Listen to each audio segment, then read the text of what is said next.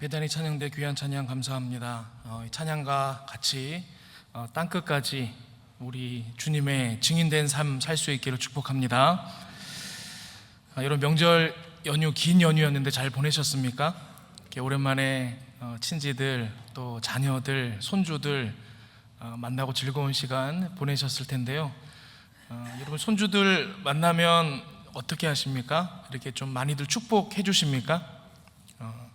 하나님께서 우리에게 주신 중요한 특권 중에 하나가 바로 축복의 권능입니다. 하나님께서 우리로 하여금 축복하게 하셨고, 우리가 축복할 때 하나님께서 그 간구를 들으시고 또 복을 주십니다. 그것이 왕 같은 제사장의 삶이기 때문입니다. 우리 좌우에 옆에 계신 분들하고 한번 이렇게 선포하며 축복했으면 좋겠습니다. 하나님께서 우리를 왕 같은 제사장으로 부르셨습니다.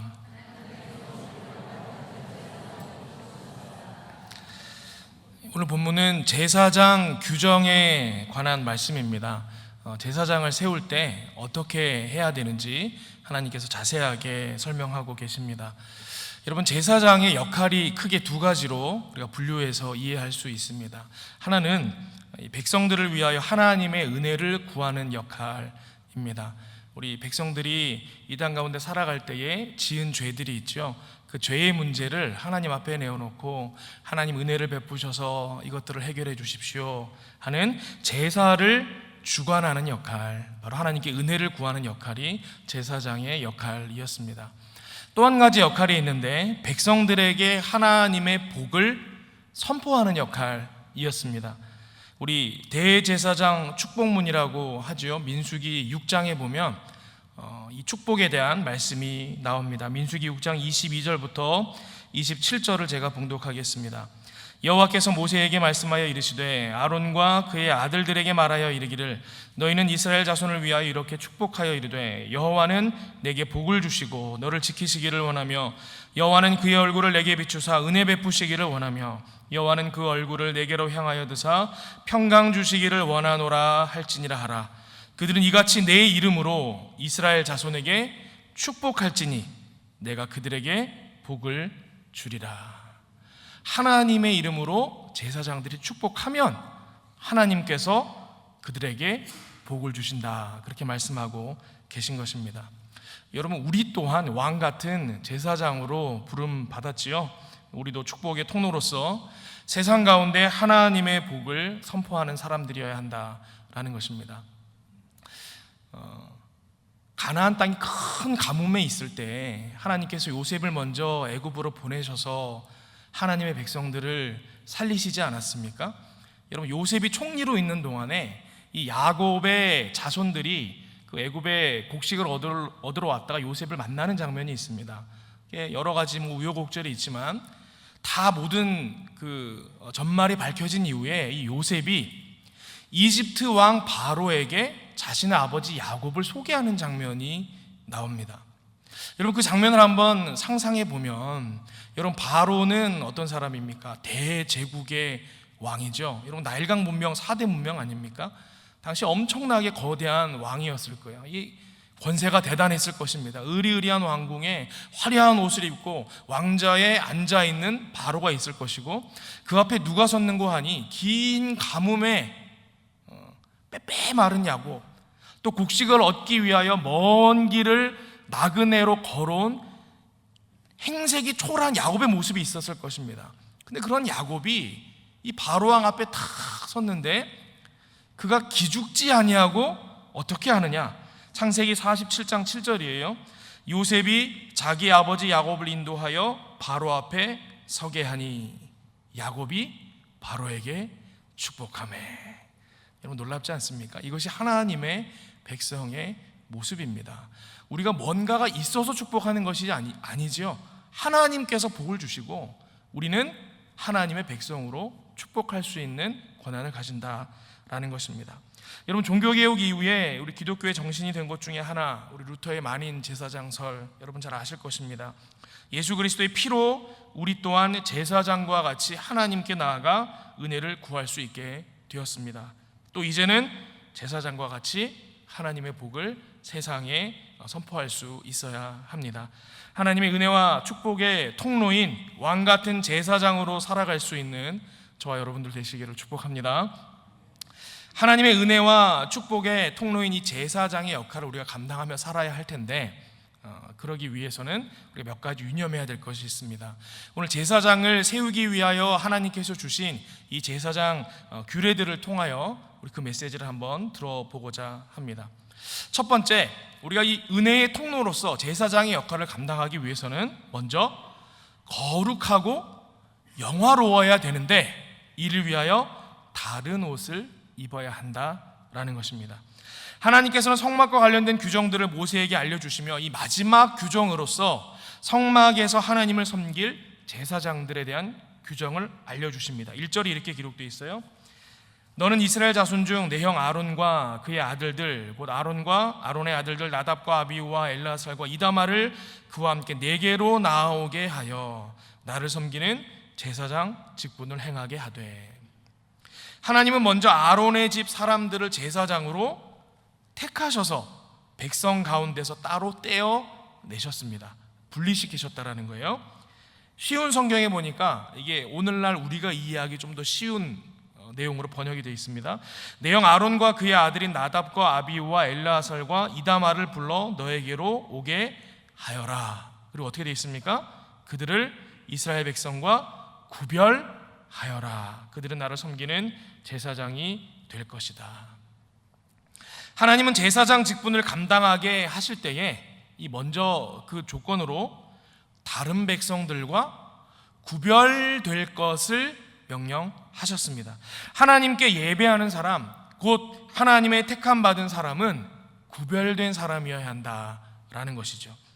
그런데 하나님께서 제사장을 특별히 거룩하고 이 영화롭게 구별하신 방법에 우리가 좀 주목할 필요가 있습니다. 2절에 계속되기를 내 형 아론을 위하여 거룩한 옷을 지어 영화롭고 아름답게 할지니, 바로 거룩한 옷을 입도록 하는 것입니다.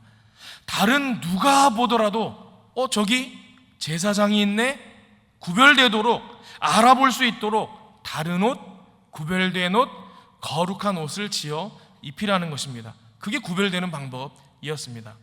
여러분, 그러므로 우리도 세상 속에서 구별된 존재로, 거룩한 존재로 살 때에 다른 옷, 거룩의 옷을 입어야 합니다.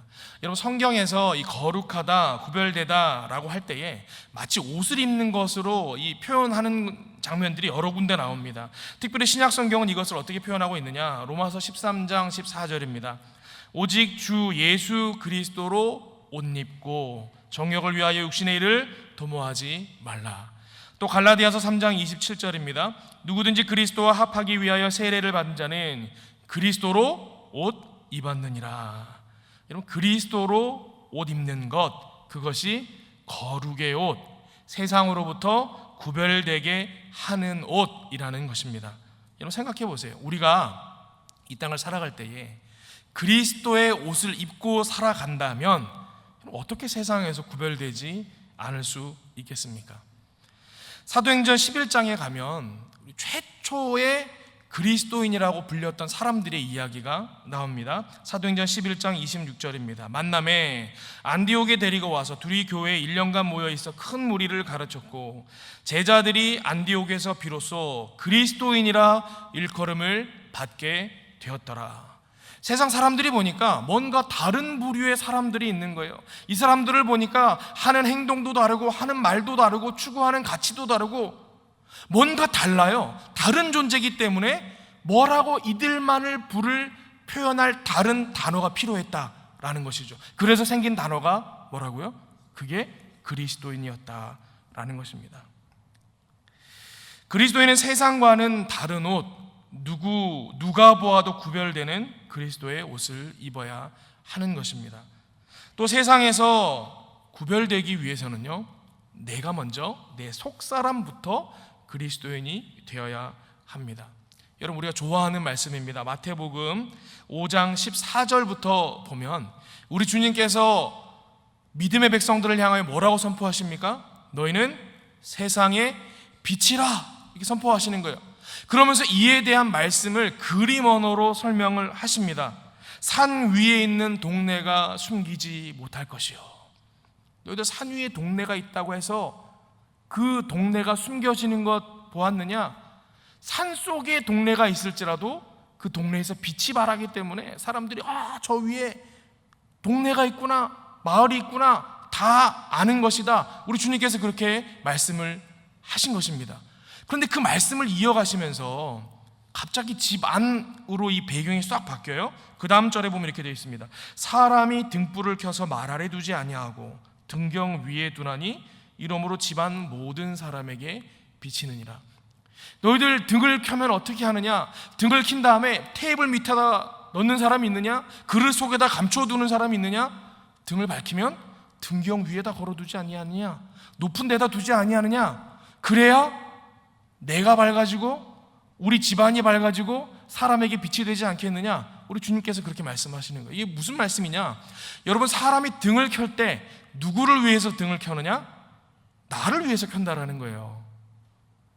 여러분, 밤에 목이 말라서 잠에서 깼습니다. 일어나서 물을 마시려고 거실로 간 거예요. 거실 불을 켤 것 아닙니까? 켜고는 물을 마실 거예요. 마신 다음에 방으로 들어갈 때 다시 어떻게 하죠? 이제 불을 끄죠. 왜죠? 내 목적은 다 이제 했으니까 더 이상 필요 없잖아요. 불을 끈다는 말이에요.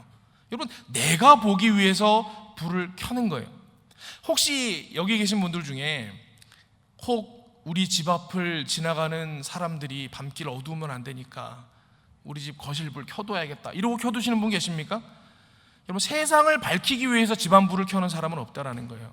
나를 밝히기 위해서 켜는 거예요. 지금 주님께서 그렇게 말씀하시는 거예요. 우리가 집안에서 불을 켤 때 나를 밝히려고 불을 켠다. 그런데 그 불빛이 어떻게 보이는 거예요? 저 멀리서 봐도 저 산 위에 마을이 있네? 라고 보인다라는 것이죠. 그래서 그 다음 절에 그렇게 말씀하십니다. 이같이 너희 빛이 사람 앞에 비치게 하여 그들로 너희 착한 행실을 보고 하늘에 계신 너희 아버지께 영광을 돌리게 하라. 아멘. 여러분, 세상을 밝히겠다고 무슨 대사회적인 운동을 하라 그런 말씀이 아닙니다. 너희는 세상의 빛이라 라고 말씀하실 때에는 우리가 그리스도로 옷 입고 먼저 내 속사람을 죽이고 밝히는데 애를 쓸 때에 사람들이 우리로 구별된 존재로 보게 되고 빛으로 보게 된다, 그런 말씀을 하고 계신 것입니다. 여러분, 사람들 보면 여러 종류의 사람들이 있는데 어떤 분들은 다른 사람들 무리 속에 들어가기만 하면 그 속에 있는 사람들 시험 들게 하는 분들이 있습니다. 그 사람하고만 있으면 지치고 상처받고 거의 어둠과 같은 그런 분들이 있죠, 실제로. 그러나 반대로 그리스도인들이 그 사람들 속에 들어가면 여러분, 그 그룹이 살아나야 하는 것입니다. 그 사람이 그 속에 속한 것만으로도 사람들이 와, 우리 모임이 왜 이렇게 밝아졌지? 분위기가 너무 좋아졌어. 여러분, 그런 일들이 일어나야 한다라는 것입니다. 또 우리가 구별된 모습으로 이 세상을 살아가면 여러분, 세상이 우리에게 복을 구하는 일들이 일어납니다. 우리가 신앙생활 하다 보면 이 교회를 다니는 사람들이 아닌데도 우리가 그리스도인이라는 이유로 와서 좀 저를 위해서 기도를 좀 해주시면 안 되겠습니까? 저를 좀 축복해 주세요. 여러분, 그런 경우도 종종 만나지 않습니까? 저는 학창시절 친구들로부터도 그렇고 군에서도 그런 경험을 꽤 자주 했었습니다. 근데 이제 목사가 되다 보니까 주로 만나는 분들이 우리 성도님들이잖아요. 불신자들을 잘 못 만나다 보니까 그 이후로부터는 그런 일들이 잘 없었는데 몇 해 전에 그런 경험을 한 적이 있었습니다. 이전 교회에 있을 때 제가 이제 새벽 예배를 마치고 헬스장에 가서 운동을 합니다. 운동을 하는 헬스장이 있었는데 이게 보통 헬스장을 끊으면 가장 이제 저렴하게 끊는 방법이 1년치 한꺼번에 끊는 거잖아요. 제가 1년권으로 끊어서 운동을 하고 있다가 1년이 다 되었습니다. 다시 재등록을 해야 될 시점이 돼서 운동을 하고 나가는 길에 프런트의 직원에게 부탁을 드렸어요. 제가 재등록을 해야 되는데 등록하는 것 좀 도와주시면 안 되겠습니까? 그랬더니 이제 그 직원분이 들어오세요 회원님. 그래서 안쪽에 상담하는 자리로 가서 앉았습니다. 둘이 앉았더니 이런저런 서류를 주는 거예요. 또 그 서류를 작성하는 게 있고 서명하는 게 있습니다. 막 설명을 해주는 거죠. 여기서부터 읽어보시고 여기 사인해 주시면 됩니다. 제가 이렇게 읽으면서 사인을 하고 있었습니다. 근데 그 직원분이 제 앞에 앉아서 제가 그 적고 있는 것을 이렇게 보시더니 저에게 말을 거는 거예요. 근데 회원님, 목사님이시죠? 이렇게 묻는 거예요. 아니, 내가 운동하러 올 때 아침에 뭐 클러치 셔츠를 입고 오는 것도 아니고 운동하면서 할렐루야, 아멘 뭐 이렇게 운동하지도 않는데 어떻게 이분이 내가 목사인 걸 알았을까 하면서 제가 이렇게 다시 자세를 고쳐 앉으면서 네, 어떻게 하셨어요? 이렇게 말씀을 드렸어요. 그랬더니 그분이 제가 사실은 어릴 때는 교회를 다녔었는데요, 지금은 이러이러한 여러 가지 일들로 인해서 신앙생활을 못하고 있어요. 그러면서 자기 얘기를 꺼내기 시작하는 거예요. 자기는 원래 헤어 디자이너가 꿈이었는데 20대 중반 정도 되는 이 우리 여성분이었거든요. 제가 원래는 헤어 디자이너가 꿈이었는데요, 뭐 이러저러한 문제가 있어서 제 꿈을 못 이루고 지금 잠시 아르바이트를 하고 있어요. 저희 엄마 아빠는 어느 교회 안수집사 권사님인데요, 저는 지금 이렇게 살고 있어요. 막 이런 얘기를 묻지도 않았는데 혼자서 제 앞에서 잘 하는 거예요. 그러더니 하는 말이, 회원님, 목사라고도 안 합니다. 회원님, 저를 위해서 기도를 좀 해주시면 안 되겠어요? 이렇게 말씀하시는 거예요. 제가 그걸 쓰다 말고 앉아서 같이 기도하시죠. 제가 진심으로 축복하며 그분을 위해서 기도를 했던 적이 있습니다. 그러다가 이제 얼마 지나지 않아서 이분이 그 일자리를 그만뒀어요. 안 보이기 시작하는 거예요. 그만두셨구나, 그렇게 생각을 했는데 성탄절쯤 돼서 문자 메시지가 왔습니다. 이분이 이제 헬스장 프런트에서 일하다 보니까 제 번호를 알았던 것 같아요. 저한테 문자 메시지를 보냈어요. 방독종 회원님, 이렇게 보냈어요. 그때 어느 헬스장 프런트에 있던 누구누구예요. 그때 기도해 주셔서 너무 감사했어요. 제가 다시 제 꿈을 찾아 지금 헤어 디자이너 일을 하고 있어요. 그때 기도해 주셔서 너무너무 감사했어요. 이러고는 크리스마스에 제게 답 문자를 보냈던 일이 있습니다. 그 이후에도 종종 이 연말마다 이분이 종종 문자 메시지를 보내고 있습니다. 여러분, 그냥 우리는 더 좋은 그리스도인이 되기 위해서 그냥 애썼을 뿐인데, 더 예수님의 제자답게 살아보려고 애썼을 뿐인데, 여러분, 세상은 그 속에서 뭘 보는 거예요? 뭔가 다른 것, 구별된 것, 그런 것들을 보게 된다라는 것입니다. 여러분이 세상 속에서 구별된 존재로 살아간다면 여러분, 세상이 여러분을 빛으로 볼 것입니다. 여러분에게 하나님의 은혜를 구할 것이며 여러분을 통해 축복받고자 할 것입니다. 세상 가운데서 누가 봐도 거룩하게 구별되는 그리스도인의 옷을 입고 살아가시는 여러분들 되시기를 축복합니다. 두 번째 함께 다룰 메시지는, 이 하나님은 제사장의 이 거룩한 옷을 백성들로 지어 입히도록 하셨다라는 거예요. 이게 두 번째 메시지입니다. 초대 대제사장이었던 이 아론을 위하여 구별된 옷을 지어 입힐 때 하나님은 그것을 백성들의 손으로 만들어 지어 입히도록 하셨습니다. 3절에 이렇게 기록합니다. 너는 무릇 마음에 지혜 있는 모든 자, 곧 내가 지혜로운 영으로 채운 자들에게 말하여 아론의 옷을 지어 그를 거룩하게 하여 내게 제사장 직분을 행하게 하라. 무슨 말입니까? 대제사장을 거룩하게 하는 옷, 그 옷을 누가 지어 입히라고요? 백성들의 손으로 지어 입히라는 것입니다. 다시 말해, 백성들로 제사장들을 구별하라, 그들로 거룩하게 만들라 라는 것입니다. 하나님은 백성들로 하여금 하나님께서 이 제사장을 구별하셨고, 또 그를 통해서 자신들의 예배를 받으시고, 또 그를 통해서 자신들에게 하나님의 은혜가 전해지게 된다라는 것을 백성들이 알고 마음에 품도록 하셨다라는 것을 우리가 알 수 있다라는 거죠. 우리가 생각할 때 제사장을 구별하고 거룩하게 만들려면 하나님이 하셔야 될 것 같잖아요. 근데 하나님께서 오늘 본문에 보니까 그렇게 안 하시고 백성들로 하여금 그들로 거룩하게 되는 그 거룩한 옷을 지어 입혀라, 이렇게 말씀하셨다라는 거예요. 이거 우리에게 적용해 보겠습니다. 우리 주변에도, 여러분들에게도 하나님께서 허락하신 은혜의 통로들이 있지요. 목회자들도 있고요, 구역장들도 있고, 선교회 임원분들도 계시고, 재직부서 임원들도 있고, 또 우리 예배 가운데 헌신하는 예배위원들, 또 찬양대, 여러분 다 하나님께서 우리에게 은혜 베푸시는 통로로 사용하시는 분들이지 않습니까? 그분들 다 은혜의 통로로 구별된 분들이죠. 다시 말해 거룩한 분들 맞습니까? 그 통로들을 여러분이 스스로 거룩하고 영화롭게 여겨야 한다라는 것입니다. 왜죠? 그래야 그 사람을 통해서 하나님의 신령한 은혜를 얻게 되는 것이기 때문입니다. 영적인 원리가 그렇다라는 거예요. 여러분, 좋아하는, 우리 학창시절에 보면 좋아하는 선생님과 또 그렇지 않은 선생님, 또 존경하는 선생님과 그렇지 않은 선생님으로부터 배우는 그 각 과목들은 이 벌써 배우는 양과 질이 완연하게 다르지 않습니까? 여러분, 그런 경험들 해보지 않습니까? 제가 고등학교 시절에 그런 경험을 한 적이 있었습니다. 제가 이제 남자 고등학교를 다녔는데 학교 전체에 여자 선생님이라고는 양호 선생님 한 분밖에 안 계셨어요. 사춘기를 막 지나고 있는 10대 이 청소년들 마음에 강팍함이 있지 않겠습니까? 그런데 제가 이제 고1에서 고2 올라갈 그 어느 시점쯤이었던 것 같아요. 학교에 새로운 세계지리 선생님이 오신다라는 소문이 탁 나는데 그 선생님이 젊은 여자 선생님이라는 거예요. 그게 아이들이 막 기대가 잔뜩 되는 거예요. 야, 우리 학교에도 드디어 꽃향기가 나겠구나. 이렇게 아름다운 선생님이 오시겠구나. 전부 다 우리 아이들이 기대하는 마음이 있었습니다.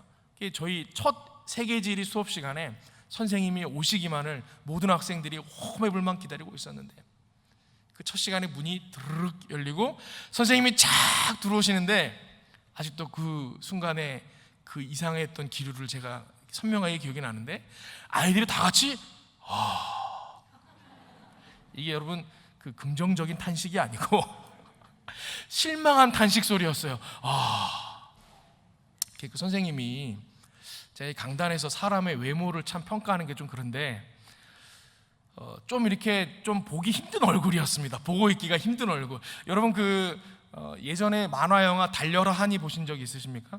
그 달려라 하니에 보면 하니의 선생님이 있죠. 홍두깨 선생님이라고. 근데 그 홍두깨 선생님이 그 중간쯤에 결혼을 합니다. 여러분 기억하시는지 모르겠습니다. 이름이 고은혜 씨입니다. 근데 그때 그 세계지리 선생님이 그 만화 영화에 나오는 고은혜 씨랑 너무 똑같은 거예요. 볼이 이렇게 한데 여기 죽은 깨가 막 진하게 있고 눈꼬리는 아래로 푹 처졌는데 입술은 엄청 두꺼운데 위아래로 약간 뒤집어진 것 같은 그런 느낌이에요. 정말 죄송한데 여러분 이런 표현 드려 죄송합니다. 그때 당시 10대 그 젊은 청소년이 제 마음이 그랬어요. 수업 시간에 선생님을 이렇게 바라보는데 정말 30초 이상 계속해서 볼 수가 없는 거예요. 보고 있으면 이렇게 눈이 자꾸 떨어져요. 왠지 모르게 미안한 마음이, 쳐다보는 게 미안한 마음이 들어요. 여러분 그런 마음 느끼신 적 있습니까? 막 그렇게 이 모든 남학생들이 다 실망하고 그랬던 경험이 있었습니다. 그런데 한 번 그 선생님을 향한 마음이 획기적으로 돌아서게 됐던 계기가 있었어요. 이제 세계지리 선생님이다 보니까 이제 여러 세계의 문화나 지리 뭐 이런 거 설명하실 거 아니에요. 이 중동 지역에 대한 설명을 할 때였던 것으로 제가 기억을 합니다. 그때 선생님이 그러시는 거예요. 이쪽 지역 사람들은 유일신을 믿는 종교를 가지고 있죠. 이러면서 막 설명을 하세요. 그런데 칠판에다가 이렇게 적는 거예요. 알라 이렇게 적고 그 옆에다가 여호와 이렇게 적어요. 그러시더니 여기 이스라엘 지역 사람들이 믿는 유일신의 이름은 여호와이고 그 주변에 있는 다른 중동 지역은 알라라는 유일신을 믿지요. 그런데 이 알라라는 이름은 철수, 영이 우리가 이렇게 부르는 것 같이 사람이 지은 이름이에요. 그런데 여호와는 그런 이름이 아니에요. 이건 사람이 지은 이름이 아니고 스스로 있는 자란 뜻이에요. 이렇게 설명을 하시더니 그냥 칠판을 또 쓱쓱쓱쓱 지우시고 그 다음 내용을 하시는 거예요. 근데 제가 그 순간에 딱 보니까 제가 또 영의 눈이 맑지 않습니까? 이렇게 보니까 이분 예수 믿는 분이구나, 크리스찬이구나. 제가 직감적으로 그 선생님이 예수 믿는 분이라는 걸 알았어요. 근데 거짓말같이요, 제가 이분이 신실한 하나님의 사람이구나 라고 인식하는 순간부터 그 선생님의 얼굴이 다르게 보이기 시작을 하는 거예요. 선생님을 보고 있는데 뭔가 아름다운 빛이 나는 것 같고 예뻐 보이고 그 선생님과 시간을 보내면 보낼수록 선생님이 너무너무 예뻐 보이는 거예요. 제가 그 세계 지리를 잘했을까요? 못했을까요? 잘했죠. 거의 틀려본 일이 없습니다. 거의 100점. 여러분 우리가 학교 다니면서도 그렇죠. 선생님을 내가 어떻게 인식하느냐, 그것만 가지고도 그 선생님을 통해서 배우는 내용의 양과 질이 달라지는 거예요. 여러분, 영적인 세계에도 비슷한 원리가 있습니다.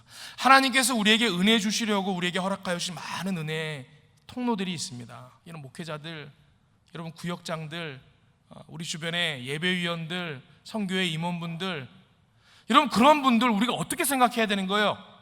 오늘 하나님께서 제사장들을 구별하여 거룩하게 만드는 방법으로 백성들로 하여금 거룩한 옷을 지어 입혀서 거룩하게 하라 하셨던 것처럼 우리에게 하나님께서 허락하신 그 은혜의 통로 되신 분들을 존귀하게 여기고 거룩하게 여기고 하나님께서 이분들을 통하여 나에게 은혜 주실 거야 라는 마음으로 그들을 바라보면 하나님께서 그분들을 사용하셔서 은혜의 통로 삼으셔서 우리에게 은혜 베푸신다라는 것입니다. 그러한 의미에서 내게 속한 은혜의 통로를 거룩하고 영화롭게 여기는 사람들은 영적으로 지혜로운 사람이라는 의미가 될 수 있습니다. 여러분 정말 그런 분들은 지혜로운 분들이죠. 모든 통로로부터 오는 은혜를 다 받아 누리지 않겠습니까? 하나님께서 허락하여 주신 이 모든 은혜의 통로들을 거룩하고 영화롭게 여겨서 그 통로를 통하여 흘러나오는 하나님의 신령한 은혜들을 하나도 빠짐없이 모두 누리시는 여러분들 되시기를 바랍니다. 마지막으로 한 가지 더 살펴볼 것이 있어요. 이 제사장들은 어떤 사람들이냐? 하나님의 백성, 자기 백성의 이름을 어깨에 지고 사는 사람들이다라는 것입니다. 이 제사장 복식 규례가 쭉 나오는데 이 9절부터 12절에 보니까 이런 규례가 있습니다. 호마노 2개를 가져다가, 호마노는 보석 이름이죠, 그 위에 이스라엘 아들들의 이름을 새기되, 이 보석 2개에다가 이스라엘 아들들의 이름을 새기라는 거예요. 그들의 나이대로 6 이름을 한 보석에 나머지 6 이름은 다른 보석에 새기라. 보석을 새기는 자가 도장에 새김같이 너는 이스라엘 아들들의 이름을 그 2 보석에 새겨 금태에 물리고 그 2 보석을 에봇의 2 어깨 바지에 붙여 이스라엘 아들들의 기념 보석을 삼되 아론이 여호와 앞에서 그들의 이름을 그 2 어깨에 메워서 기념이 되게 할지며. 여러분, 하나님 앞에 나아가는 제사장의 어깨에는 항상 무엇이 지어져 있었다라고요? 백성의 이름이 새겨진 보석이 그 어깨에 지어 있었다라는 것입니다. 여러분, 제사장은요 그 백성의 이름을 어깨에 지고 사는 사람들인 것입니다.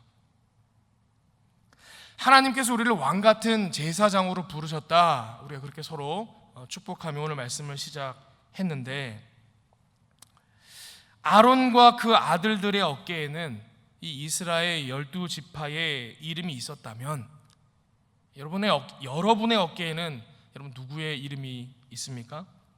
여러분 누구를 축복하고 누구를 위해서 기도하고 계십니까? 이 중에 구역장님들 계십니까? 여러분 구역원들의 이름이 구역장님들의 어깨에 있지요. 남성교회 여전도회 회장님들 계십니까? 회원들의 이름이 여러분들의 어깨에 있지요. 재직부서장님들, 부원들의 이름이 여러분의 어깨에 있지 않습니까?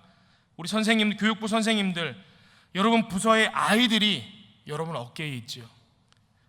그리고 우리 각 가정의 어머님, 아버님들, 여러분의 자녀들의 이름이 여러분 어깨에 있지 않습니까?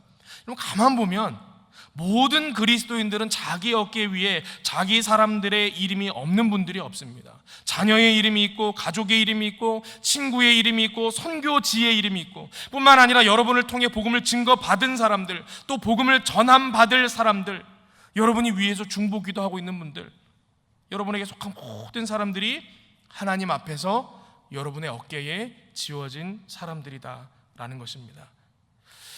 우리 주님께서 예수님의 제자가 되는 길을 이렇게 말씀하셨죠. 마태복음 16장 24절입니다.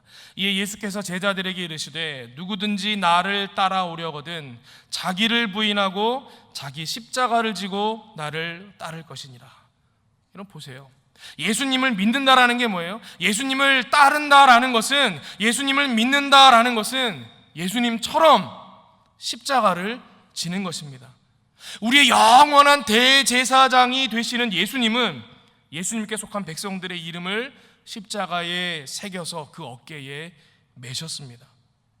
그러므로 예수님 따라 살겠다고 결단하고 따라 나선 제자된 우리 또한 우리의 어깨에 우리에게 속한 사람들의 이름이 쓰여진 십자가가 있어야 하는 것입니다. 창세기 19장에 보면 하나님께서 소돔과 고모라를 멸하실 때에 롯을 건져내시는 장면이 나오죠. 그때 그 연유에 대하여 하나님께서 이렇게 기록하십니다. 창세기 19장 29절입니다. 하나님이 그 지역의 성을 멸하실 때에 곧 롯이 거주하는 성을 엎으실 때에 하나님이 아브라함을 생각하사 롯을 그 엎으시는 중에서 내보내셨더라. 여러분, 소돔 성을 엎으실 때에 하나님께서 롯을 위해 기도했던 아브라함을 생각하사 롯을 건져내셨다라는 것입니다. 우리가 우리에게 속한 사람들 그 이름 하나하나를 새겨서 우리 어깨에 메고 기도하며 나아가지요.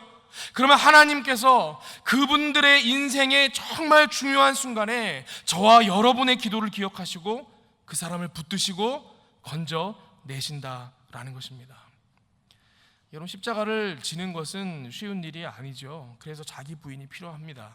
그러나 그것이 하나님의 제사장의 일이고 예수님을 따르는 제자들의 일이고 세상과 우리가 다른 구별됨입니다. 사랑하는 믿음의 동역자 되신 여러분들, 예수님처럼 자기를 부인하고 자기 십자가를 지고 승리하는 우리 모두가 될 수 있기를 축복합니다. 오늘 말씀을 정리하겠습니다. 하나님께서 우리를 모두 은혜의 통로가 되고 하나님의 복을 전하는 거룩한 제사장으로 삼으셨습니다. 그 직분을 감당하기 위해서는 그리스도로 옷 입고 구별되어야 합니다. 그래야 은혜의 통로가 될 수 있습니다. 그리고 우리에게 속한 리더들, 섬김이들, 그분들을 나로 하여금 거룩한 자로 만들라 하셨습니다. 우리가 그분들을 거룩하게 구별할 때 하나님께서 주시는 은혜가 그분들을 통해서 우리에게 전해집니다. 마지막으로 하나님께서 우리를 거룩한 제사장으로 우리에게 속한 사람들의 이름을 어깨에 메고 사는 사람들이라 그렇게 우리에게 말씀하셨습니다. 우리에게 속한 백성들의 이름을 우리 어깨에 메고 하나님 앞에 나아가는 제사장과 같은 왕 같은 제사장 되는 저 여러분들 되시기를 축복합니다. 함께 기도하겠습니다. 아버지 하나님, 우리를 왕 같은 제사장으로 불러주셔서 이 땅 가운데 구별된 삶을 살게 하시고 축복의 통로가 되게 하시니 감사함을 드립니다. 우리가 온전히 주님 닮은 대제사장과 같은 존재가 되어서 이 땅 가운데 하나님의 복을 흘려보내는 능력의 백성들 되게 하여 주시옵소서. 우리에게 속한 백성들 하나님 앞에 그 이름 붙들고 나아가 기도하는 능력의 종들 되게 하여 주시고, 또 우리에게 속한 많은 은혜의 통로들 우리 스스로 존귀히 여김으로 하나님께서 부어주시는 은혜의 통로 삼아 예비하신 은혜 하나도 빠짐없이 다 누릴 수 있는 믿음의 백성들 되게 하여 주시옵소서. 감사드리며 이 모든 말씀 예수 그리스도 이름으로 기도하옵나이다. 아멘.